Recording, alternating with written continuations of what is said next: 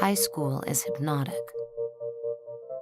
It ticks and talks, drawing us into a world we know all too well.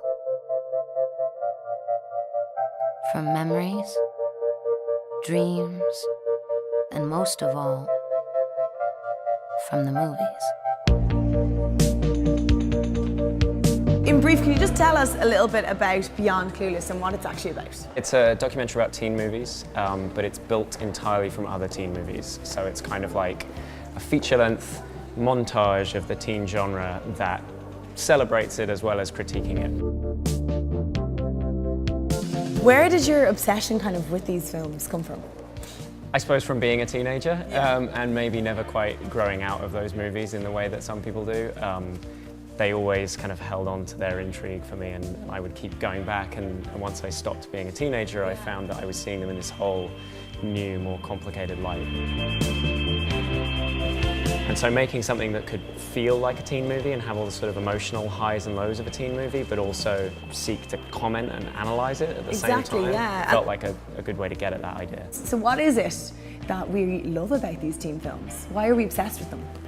Well, I think because, you know, it's almost a universal experience that when you're a teenager, you do kind of grow up through movies to some extent. You know, you have your real existence and then you have the world that you see through films.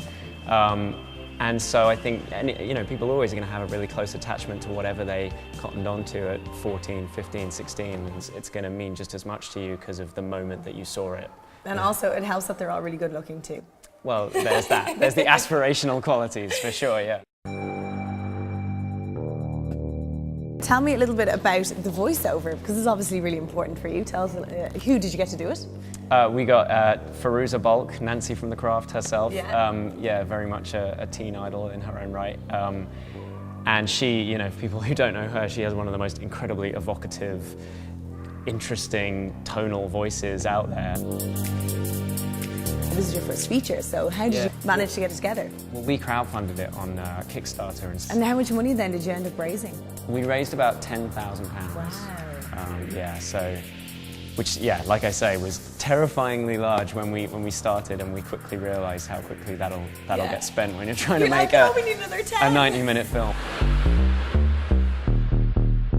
I mean, we totally assumed that our premiere would be like hiring a room above a pub and inviting some friends to come and watch it, and then somehow sending out DVDs to all the people who backed it on Kickstarter. Like, it playing at festivals and cinemas around the world has been absolutely unbelievable, and still, like, to come anywhere new like this and screen the film, I have to pinch myself that the people haven't been tricked into the auditorium somehow. There's free popcorn. Yeah, exactly.